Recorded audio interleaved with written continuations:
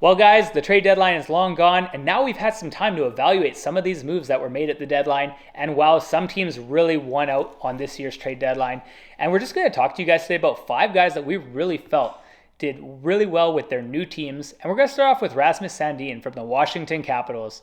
This guy has been absolutely transcendent for this team. This team's been without John Carlson for the whole year pretty much, and Rasmus Sandin has slid in there as a good, solid power play one quarterback and a really solid all-around defenseman for this team.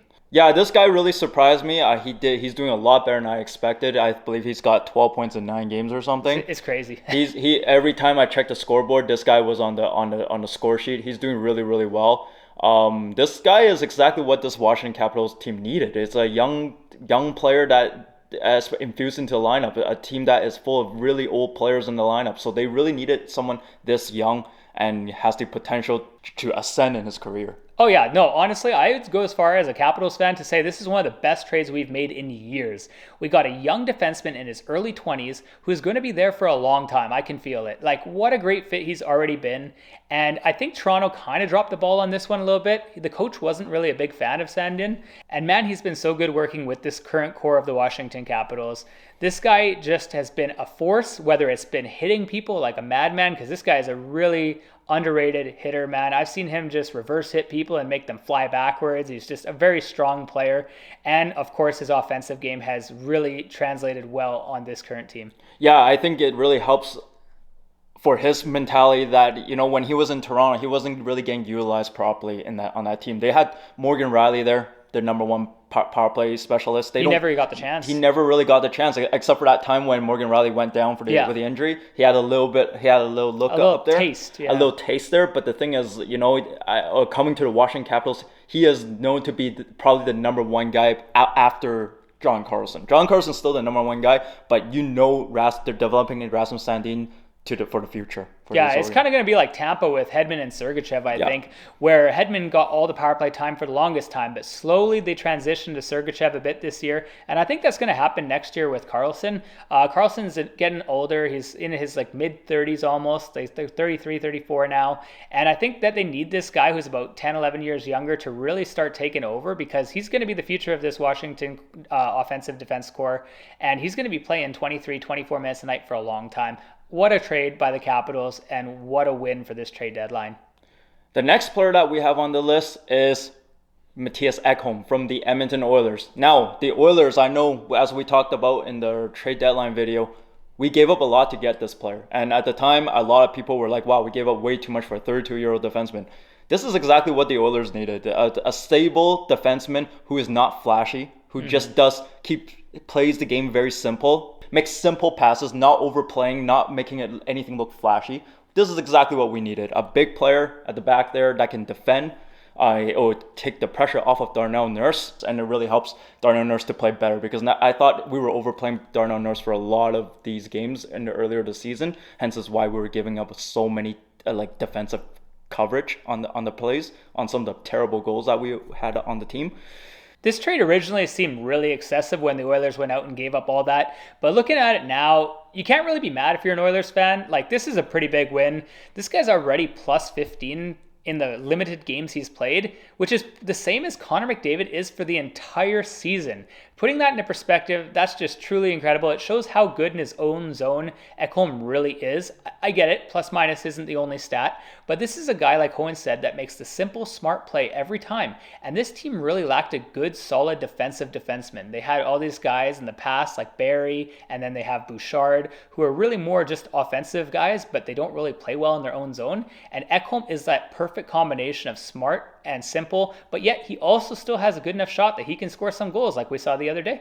Yeah, I mean, if you look at the rest of our defense core, Darnell Nurse, Bouchard, Kulak, these guys, they don't really play with much poise and patience and calmness. It's all rushed. They all make decisions very rushed, and they don't make good decisions most of the time. And having Ekholm back there really helps the other players to see that, if you keep the puck longer and think before you make a pass, it really helps. Makes a big difference. Yeah, and like you said, he's an older player with more veteran experience, 32 years old. He's going to really help to mentor these young kids like Bouchard and Broberg and develop them the right way. Show them that it's not all about this 2023 fast skating defenseman who scores a lot of points. Like, you can be good in your own zone and be very physical and good positionally like Ekholm is and really succeed. What a trade by the Oilers, and it actually turned out really well to being, so far, the missing piece. Now, the next guy, I'm not going to lie, I'm probably most shocked of all the players who have really popped off, and that's saying something. And that is Mr. Jonathan Quick, who went to the Vegas Golden Knights. Now, I know he hasn't played a lot of games, only about 5 games so far, but Jonathan Quick has been absolutely sensational for Vegas, filling in for Logan Thompson since he's been on the IR. This guy is putting up numbers like back in his old days, like when he was in his prime. We're talking like over a .930 save percentage, just absolutely dominant with Vegas, and a big reason why this team has gone on a massive win streak over the last 2-3 weeks. I know he's only played 6 games for this team, but he's won 5 of them, and that's saying something. Jonathan Quick is motivated right now because of how he was dealt by Rob Blake. Is that the GM in the LA Kings, where he just dealt him to the Columbus Blue Jackets like that? Someone who's been in that, shady move. Someone who's been in that organization as long as he has and won 2 Stanley Cups and probably went to the finals as well at some point. You know that's motivated him though. Of course, yeah. And you can tell just by how he's playing. He is pissed, and he is happy that he's at least playing for a contending team right now. You can tell he's playing really, really good. He has just about over 900 save percentage in all the games that he's played so far, and like I said, he won 5 of them. He's looking pretty good. No, and they really need this on this team because, like, this Vegas team, we all know they have a really good roster. Right now, as of recording, they're leading the Western Conference in points, but they had 2 goalies who were very young and not proven goalies. Sure, Logan Thompson did make the All-Star game this year, and Aiden Hill was playing really well, but they were both young players under like 30, and you never know necessarily when they would falter. And now they have a good insurance policy, even when Logan Thompson's back. A guy who has a lot of playoff experience, won 2 Stanley Cups. This is a great ad for this team, and so far it is just paying dividends for such a cheap price of a 7th round pick. And the next player that we have on the list is Marcus Johansson from the Minnesota Wild. Now, this player really surprised me. I mean, he's played on this team before, so they know what they're getting with this player. They only give up a 3rd round pick for this player. And at the time when we were doing our trade videos, we didn't even mention about this trade because we just thought this was a nothing trade. It was like a meh trade. It's a meh trade. Yeah. Didn't have to really mention about it. But man, this guy, with the absence of Kirill Kaprizov on this team, losing him on the top 6, obviously that's huge, and of course it would destroy some of the fantasy teams that are out there. Yes. But Marcus Johansson has really came in and actually really filled some of the void because of his decent 2-way play on the wing has been pretty good. He's not flashy. He's obviously nowhere as good as like Zuccarello even in terms of the offensive prowess, but I like his 2-way hockey and his hockey sense, and it's a veteran player. And it really helps, as you saw that line with Matt Boldy. He's looking good there. Yeah, this player has hopped around on quite a few teams over the last 7 years or so. Having him on Washington twice, this is a really solid player. Really liked having him on the team. Really good middle 6 player. And that's what he's been basically for this Minnesota team.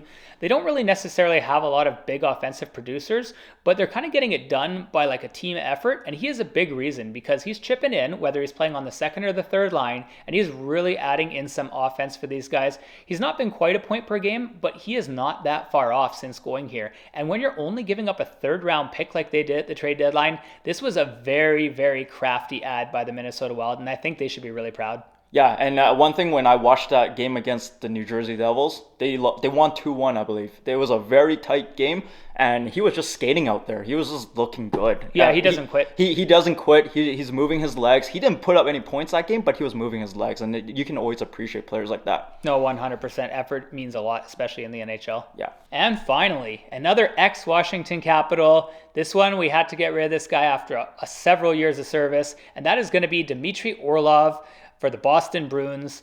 Wow, this guy has been absolutely insane on this team right now. Just when you think Boston couldn't get better, they went out and added Dmitry Orlov at the trade deadline. And ever since, this guy is a point per game defenseman. I don't even feel like this is real. This is a guy who, for the longest time, was more of a stay-at-home secondary defenseman on the Capitals. And for some reason, ever since he went to Boston, he just developed a crazy offensive upside. Whether it was starting with 7 points in his first 4 games on the Bruins, or just how he's continuously still been playing 20 to 22 minutes a night for this team, killing penalties, playing some secondary power play time. This guy has really done it all in his limited time so far on the Bruins. Yeah, he's actually surprised me a lot. I was never a big fan of Dmitry Orlov, although I know he is a very good offensive defenseman in the sense that he can skate.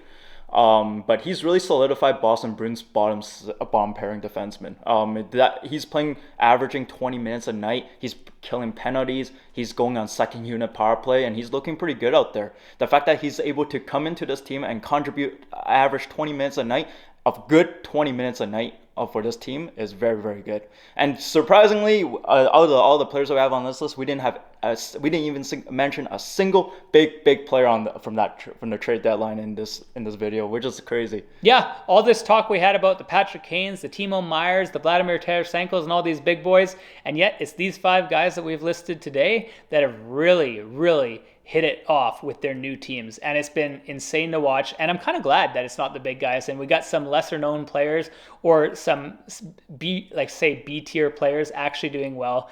It's really good, and I just can't wait to see this year's playoffs and if these guys can continue. But until next time, guys, we'll talk to you later. Have a great day. Take care. Bye.